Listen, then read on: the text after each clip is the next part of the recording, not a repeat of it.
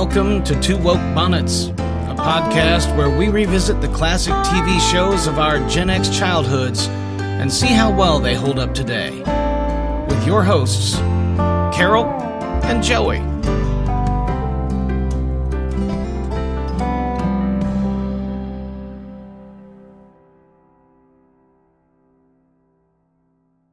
Hello, and welcome to the Prairie. This is Two Woke Bonnets. My name is Carol. And I am Joey. And we watch Little House on the Prairie, and then we talk about it in 2024 terms. Sometimes sometimes they're very woke, sometimes they're very anti-woke. Yes. But today's episode is season 1, episode 16, Family Quarrel. Dun, dun, dun. One of the rare Olsen-centered episodes. So we start, as many an episode starts, with Carolyn's eggs. Yes. Carolyn is selling eggs to the mercantile. Yes, and she comes in with not her prairie bonnet, by the way. I am very discouraged that that has to be the hat that he bought her in Mankato, right? That pretty hat. Yeah, it's so pretty. Hat. I really want that hat. I know, it is a nice hat, and Karen Grassley wears it very, very well. Yes. So, she's bringing in eggs for the mercantile, and Harriet is being Harriet. And they're squabbling before she comes in, right? A little bit. Yeah. So. Yeah. Harriet and Nels are doing their usual nagging squabble type thing when Carolyn comes in to sell eggs, and Harriet is claiming that they're inferior eggs. They're not as good as normal. So she's going to give them a slightly discounted price. And Carolyn's like, no, those are the same eggs. I assure you, I don't keep the best ones for family. And Harriet's going to be Harriet. And then Nell steps in. Because if she can't win her fight with Nell, she's going to assert her energy somewhere. And so she's taking it out on Ma. Yeah. And then Nels butts in and says, no, we're going to sell them at the standard price. And Harriet gets very angry at this. Calls him a mouse. Calls him a mouse. Calls him a mouse and then dumps the eggs all over his head. Which, to his credit, he does still pay Carolyn for. So. And he stands there with the hat, with the basket like it's a hat, and calmly says how many eggs were there and what is the normal price that she pays. So clearly he does not know what that normal price is. But right. So he does not normally take the eggs. Harriet usually does the eggs. So Carolyn could have, taken quite a bit of money right there, but she's Ma Ingle. She's not going to do that. So this escalates the feud between Harriet and Nels. And we should talk about why they were fighting. So they were fighting because he went fishing. Yes. And he's decided that now he's going to be a fisherman and a hunter, which is not necessarily what you envision when you look at him, because he's always dressed up in his storekeeper best, right? He has adopted a hunting dog. And that hunting Alfie. What? Named Alfie. And Alfie is now part of their family, which she does not like because he's peeing all over her house and all that stuff. I put Alfie in the disappeared townspeople because I don't think we see Alfie ever again. I was going to ask you that because you've, of course, watched so many more times than I have. So yeah, I do not believe we ever see Alfie again. So okay. I put him in the disappeared townspeople. So what card are you on? So I tried to rotate. What? Yeah. My second one was card 5 and I went nowhere. I had like nothing. Barely anything. Yeah, barely anything. So I'm on card 20. I went from 21 last episode to 20 this episode. I did get a couple more, but unfortunately my card does not contain the Lost Village person as a square. Yeah, so. Mine did. And then just the standard ones: knowing glance, Harriet commits a crime, unwoke moment, which we'll get into, and Nels, oddly enough. Oddly, Nellie does not cry this episode. I felt sure I'd get another one with Nellie so crying. Close. She's so close. But Harriet commits the first crime, which is that she tries to to Undersell. cheat Ma out of her fair price as her way to get back at Nels, which really wasn't fair. Yeah. So, But this continues to escalate until Nels walks out.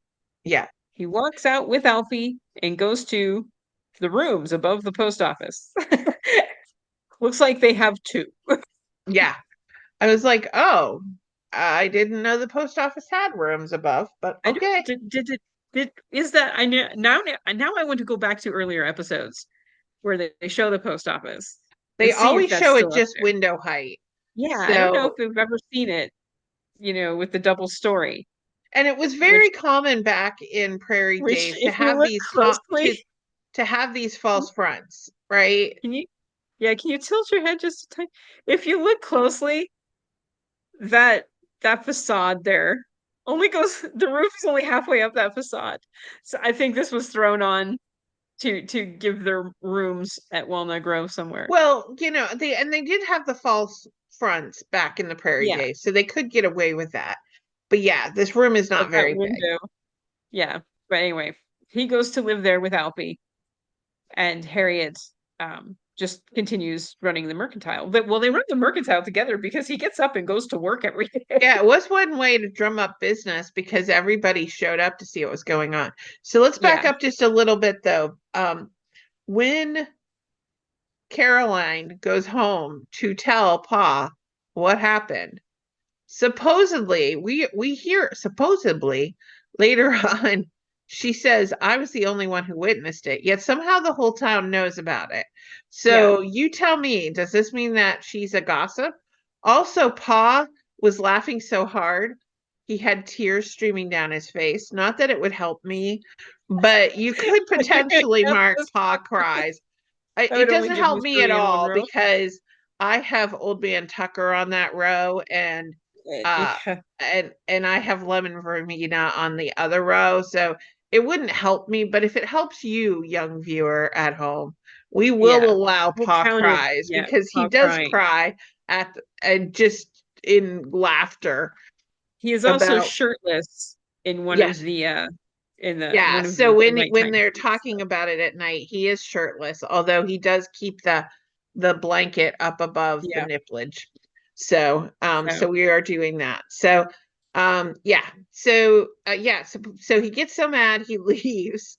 But let's be clear, there's two rooms out there's two at this roofs. point in the town. There's nowhere else for him to go except for the two Yeah. rooms above the post office. This is not that type of town. Unless he was to go to Mankato, there's nowhere for him to go in this town. So Yeah. really, he's like 20 steps from his He's, house. he's across the street, basically. Yeah, he's like, forget it. I'm out of here. You'll never see me again. Walk across the street until 8 o'clock in the morning when we reopen. So they're squabbling, Yes. and Good for business um because everybody comes into the store the everybody's next just day. hovering around the mercantile, just watching them try And Pa to. talks about it because he even says, I hope somebody actually goes in and buys something. Yeah, because But that's everyone when we just needs to learned be that there's watching them. actually two parts to the store. So I thought that was interesting because the stock room is where Harriet complains that he left his Mhm. fishing pole in the stock room. But then when Ma and Pa come out later to find out what each of them found out from the other, Yeah, Pa comes out the stockroom door. So there's a way that if all you want to do is come in and out that door, that's open to the there public is. too, which I Yeah, hadn't seen before. So yeah. So so you also get a really good look at their living quarters alongside of the store yeah, because she's um in there doing she's that. in there But Carolyn offers for Willie and Nellie to come stay to with come. them for a few days because that would have been lovely. Yeah, Um, and she says no. She politely says no. but I think yeah, yeah. If we had Harriet cries, we could have I found know. another. But yeah, and Laura does get in trouble for being mean to Willie by Mary. If you want to knock that off, she gets Yeah, yelled at by Mary a couple times for being mean to Willie. But Willie says shut up to her And so Yeah. Mary tries to be so nice to Nellie and says that she'll write to her because they decide they're going to move back east, the whole 9 yards. We've skipped over Oh, I'm sorry. Go ahead. Hanson. Yeah, because we've skipped over the big plot between Doc Baker and Lars. Oh my God, how could we do that? That which was horrible. is Doc Baker decides he's a psychologist, and they want them to get back together. I'm not Because sure if he why. can heal the body, he can heal the Yeah. heart as well, right? I'm not certain why the townsfolk are so keen on getting back together. Well, I mean, he mentions that the reason why is because he's afraid if they move away, the store will fail. the store will fail, and then you'll have to go to Mankato, or nobody will. Yeah.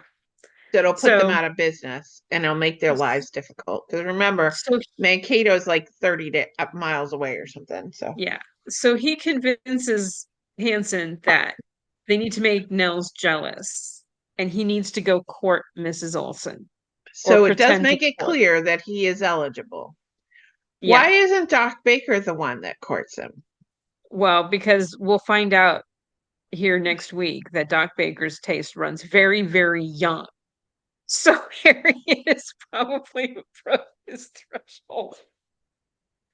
But that's another episode. So we'll get to that one. But he convinces Hanson to take flowers over there. And this is another one where I don't know if the scene was deleted. Yeah. But I don't remember this one enough that if they actually show her dumping flour on him. Yeah. Because he, like, I don't know what he says, but she dumps a whole scoop of flour over his head. Right. Well, and he goes over there with the shaking geraniums. Mm-hmm. Also, we hear him exclaiming in what is assumed to be Swedish. I did try to look up what the caption said. The nejda, which is Nejda. It doesn't mean anything in Swedish. There's the word da, and there's the word ne, but it's not a phrase that's used together. So but it was like, that's not normal is the closest translation that I could get. But. Which, well, that fails. And at that point, Harriet decides she's moving away. She's taking the kids and moving east. And that's when the girls say their goodbyes to Willie and Nellie. And, oh, we'll write you, and I suppose we'll return your letters. Seriously, they're not going to return any letters, and chances are Nellie's never going to write. But it's a nice moment between the kids, except Willie's she's like, you're the closest thing to friends I have.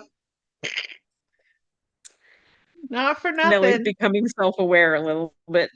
She gets to wear that pretty coat again, at least. I thought it was interesting too. Both this episode and the previous episode, Nellie's shoes are totally impractical. They're little ballet flats. Yeah. And you would think with that beautiful green heavy wool coat that she would have boots, matching fur boots or something like that.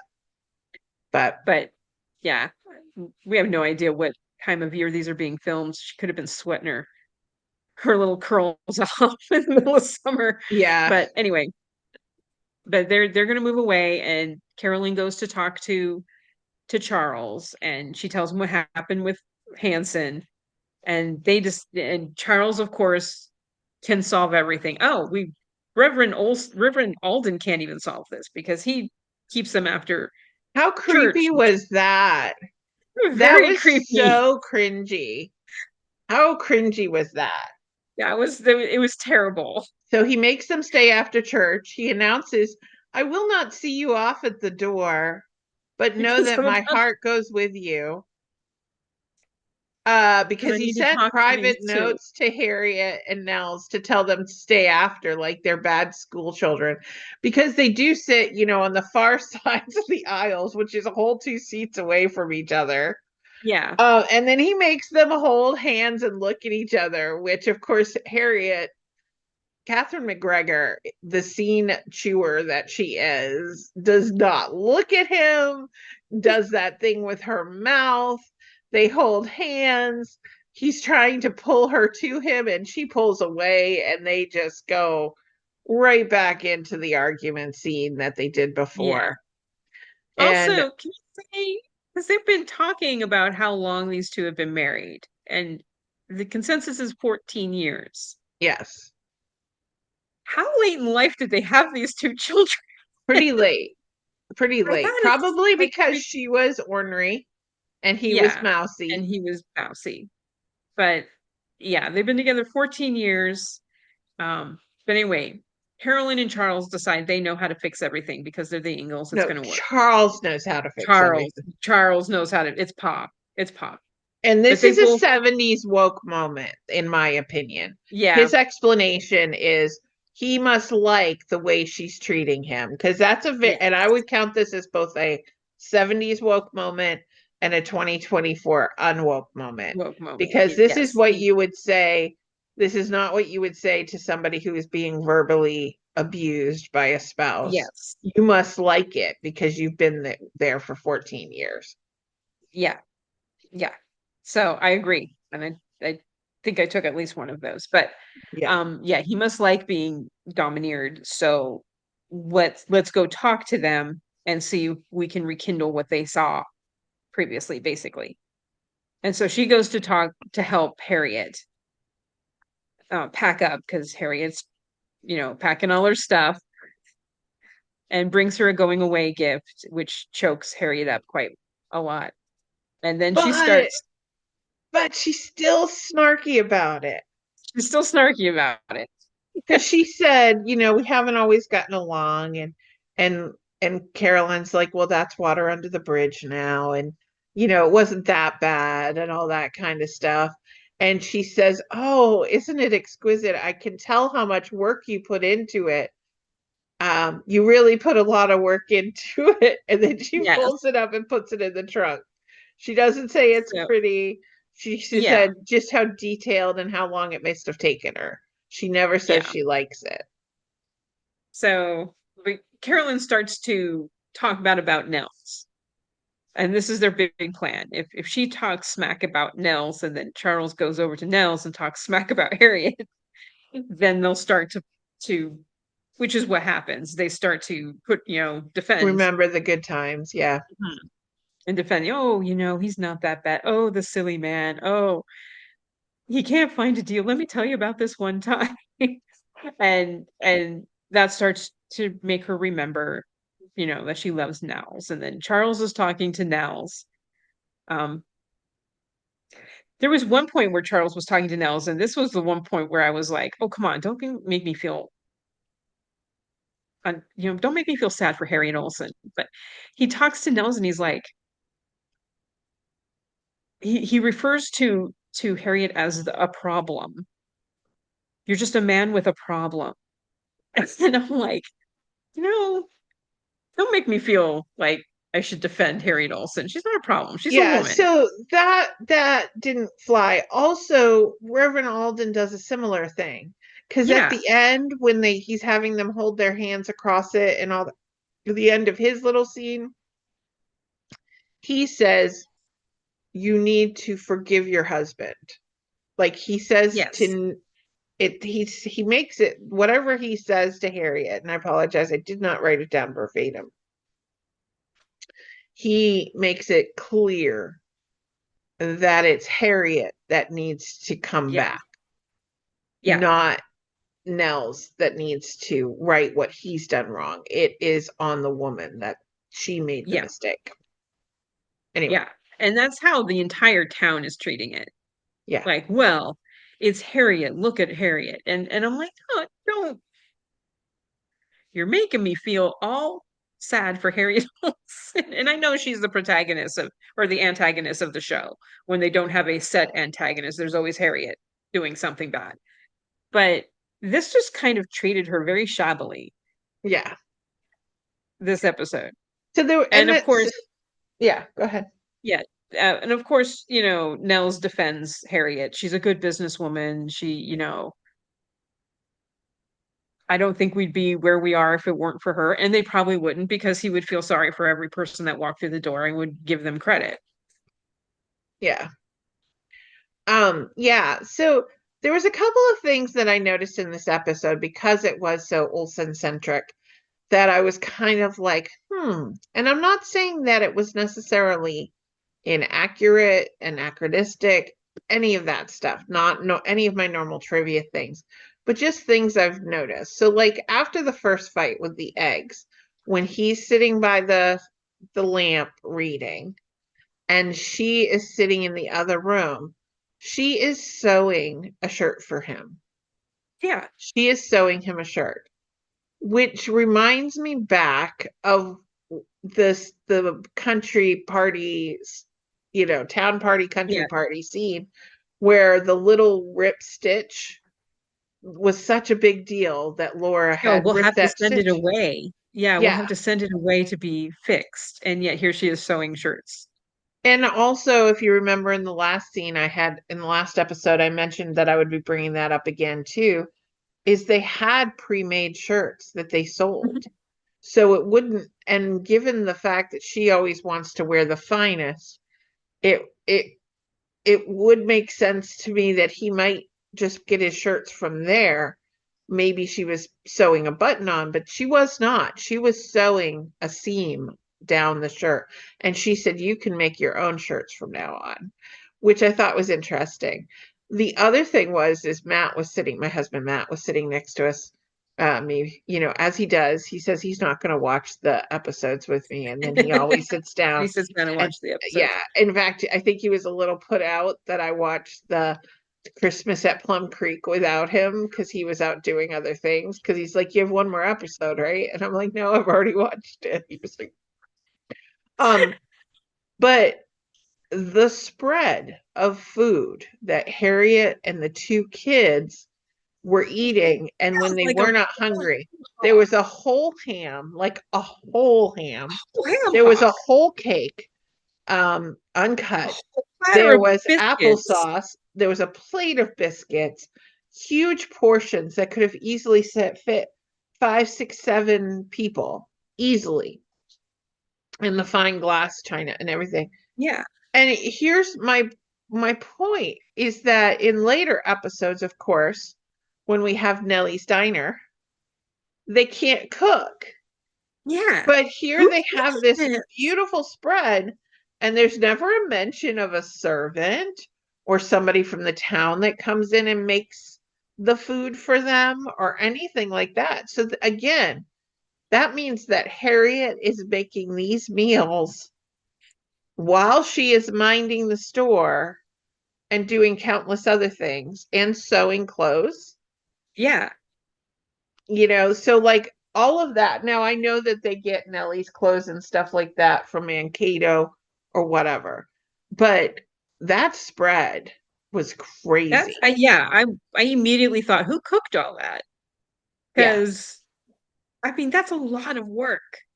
And that just seemed to be a normal weeknight. Might have been Sunday. It might have been Sunday meal, but still, that's a lot of work. That is a lot of work. And if she's not good enough to teach her daughter how to cook but she couldn't even do it. Excuse me, for the diner. I mean, later on that becomes a point, right? That becomes a point where that becomes a point that neither Harriet nor Nellie can cook anything. And yet there's this amazing spread out there. So it's not the first time we've seen that. There was an amazing spread for Nellie's party as well. Yeah. And I'm like, who's making wow. So, and that's always the thing. It's like Carolyn is such a better cook than she is and all that stuff. But I'll tell you, I would have tried a piece of that cake. I would have tried the piece of that coffee cake. That looked good. Yeah. So yeah. The other thing I wanted to point out that I thought was kind of funny is there was a little bit of Kamala Harris moment there, and where they talk about when Reverend Oleson, and I'm talking about the debate where she paused and didn't say the word she was thinking. Yes. Where Reverend Alden talks about them exchanging their vows and that they promised to honor, and then he looks at Harriet and says, Well, honor each other. He never Not even says he could bring obey. himself to obey. Yeah, not And even he could bring himself to say obey. they left it hanging in the air. You knew that he was going to say obey, but clearly that is not part of their That's relationship. not gonna. Yeah, So I thought that was but interesting too. yeah, of course, Carolyn and Charles' plans work, and Nels goes back to Harriet, and Harriet goes back to Nels, and then the very next day they're arguing over the price of eggs again. But what does Carolyn do? She leaves all the eggs in the basket, but while they're fighting with each other, she discreetly moves the eggs to the fabric table because that's a good place to put eggs. But And it anyway, says, and "Just she put it walks on my out and just credit." smiles and is like, okay, the abuse is back to normal. Da da da da Yeah, da da and da da. then Alfie runs away, never to be seen again. Poor Bloodhound. Are we sure that he is never seen again? I'm almost positive I never see that dog again. Okay. I'm So keep an hoping eye he out. found a good farm. Yeah, we'll keep an eye out, but I'm pretty sure we don't see Alfie again. Alfie goes off to the farm. Is that what you said? I said, hopefully he found a good farm. I'm not saying that they took him out to pasture. No, that was a full-blooded bloodhound. That Yes, it dog would have was. cost some money. So, and I don't know why he's Do you want to hear doing my bloodhound. bloodhound impression? Okay, sure. Ooh. So yeah, that is the end of Family Quarrel. Another very no guest stars, Yes. nobody outside of the town. No. This is Um, really focused on Nels and Harriet, and it's the first time that it's really focused on Nels as something more than an NPC. If you're a gamer, you know, yeah, non-playable characters, Nels, just kind of like Melinda Foster, those are kind of the NPCs. They come in, they deliver their lines, but we really don't see backstory for them. With Harriet, I would not call her an NPC. We have seen her personality traits up until then. We saw how she was about the cake at the funeral and the birthday cake versus a funeral cake and all that kind of stuff. We've seen her in various degrees. You know, she's butt in on the school stuff, whatever. But we got to see more of Nels. And so I wanted to talk a little bit about that actor since we do not have any special actors. So, first of all, Richard Bull is not a guest star. He is not a townsperson. So you cannot count this. But he did appear in both Gunsmoke and Bonanza. He did actually get nominated for an award, but it was for something he did in 2007 called Sugar Baby. He was a scene on that. So yeah. So he did actually, you know, have a pretty successful career. Obviously, he was mostly known for this. But the other thing too is that he maintained his relationships with both Allison Ingram and with Catherine McGregor up until the point of his death. And he was married for a substantial period of time. Catherine McGregor was married for less than a year, I think, and then never remarried. But Richard Bull was married for a very long time, and quite notable. You may be asking, well, why didn't he keep in touch with Willie? And for those of you who don't know, Jonathan Gilbert, who is Laura, Melissa Gilbert. Melissa Yeah, Melissa Gilbert's Gilbert's Melissa brother. Gilbert's adopted brother. So all three of the Gilbert children, Sarah Gilbert, who was in Roseanne and the Connors, um, Melissa Gilbert, and Jonathan Gilbert, all actors. But Jonathan actually kind of went on a life journey after this. He didn't go on to continuing to act. He actually did a stint on Wall Street for quite a while. He did a 20-year spiritual journey. It's only now at the 50th year anniversaries that he's even reappearing. And if you see some of the clips from some of these Little House on the Prairie conventions and events that are going on, he talks about that when they did the 50th out in Mankato in Minnesota. It was the first time he'd seen Allison Ingram since 1987. But he was on his own life journey, and you know, kudos to him knowing what he wanted and didn't want. But you know, he was on Wall Street for quite a number of years. He is cute as heck, by the way. Not my type, But cute as heck right now. Like he's got the long flowy hair and everything like that. Very much that, man that went on a spiritual journey kind of look to him. But also was on Wall Street. He's got that mixed look of that man about town. But anyway.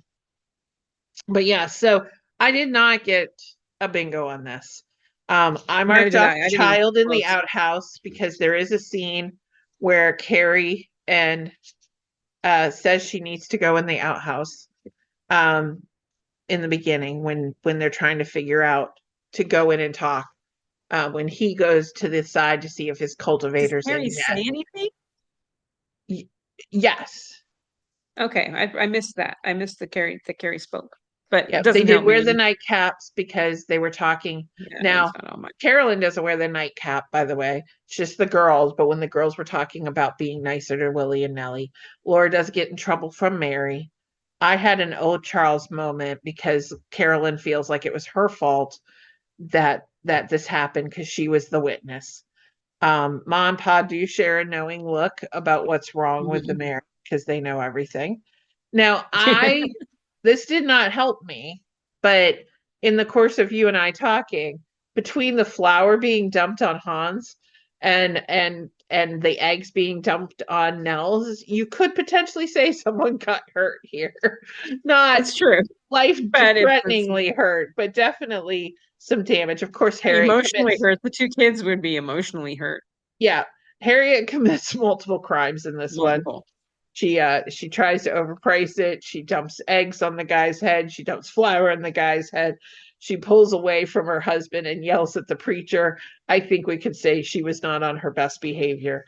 Pa is shirtless in this. We don't have any Frozen Mary episodes. Like she's the one comforting Nellie and all of that. So I did not get a bingo. Neither did I. But we also need to I'm for the last episode, the Christmas episode, we need to add Claw plays the fiddle, fake plays the fiddle badly. Because man, Michael Landon never learned how to handle that fiddle at all.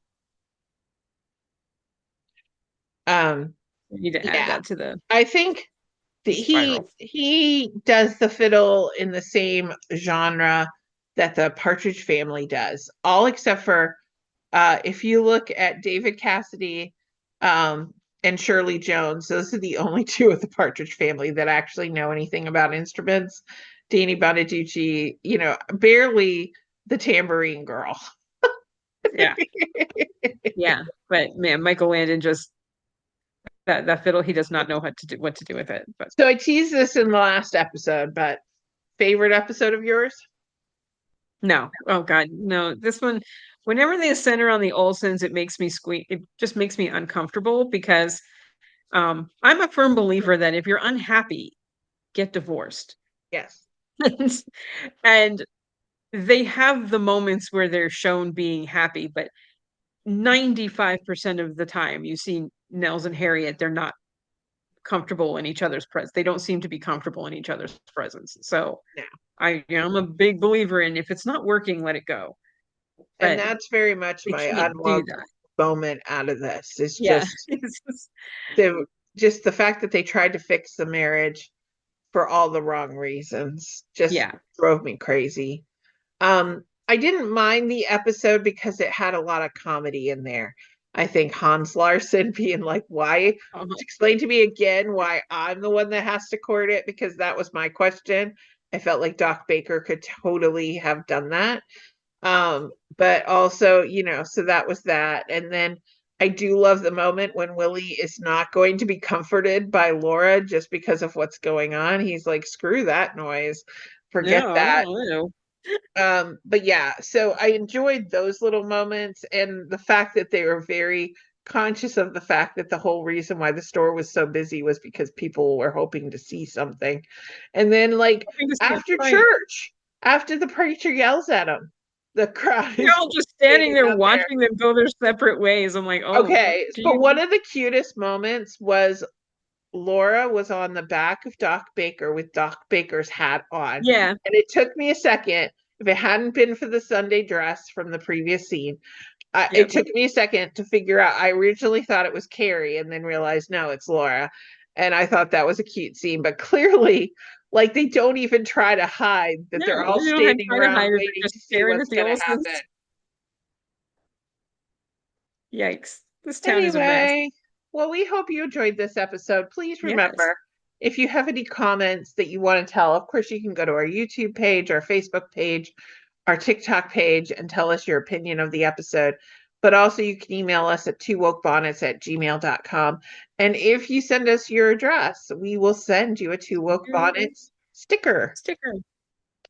Yay! We do not have these mugs for sale. These were specially made for us. But they're our personal mugs. They're our own tin mugs.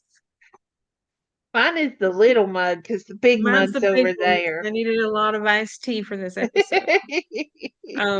Next episode is the first time the town decides to involve itself in Doc Baker's romantic life. The first. So romance is again on the thing. So we've had a lot of romance stuff. We've had the Doc. We've had Mr. Edwards and Miss Snyder. We've had Johnny Johnson a couple of times. Yeah. And with now whoever Johnny Johnson is looking at. Yeah. And then we've had the Harriet, courted by Hans and the whole thing. That's not romance. That's just sad. That was sad, but it was still kind of a romance thing. And now we're going into another one. That's a lot for the first season. Well, you got to showcase all of the regular townspeople. So next week's going to be Doc Baker. All right. Or Doc Baker. Hopefully he doesn't have to give up too many chickens for this episode. So until next time. All right. We'll see you on the prairie. All right. Bye. Thanks for listening to Two Woke Bonnets. To find out more and to download your bingo card, visit towokebonnets.com. And don't forget to like and subscribe wherever fine video and audio podcasts are played.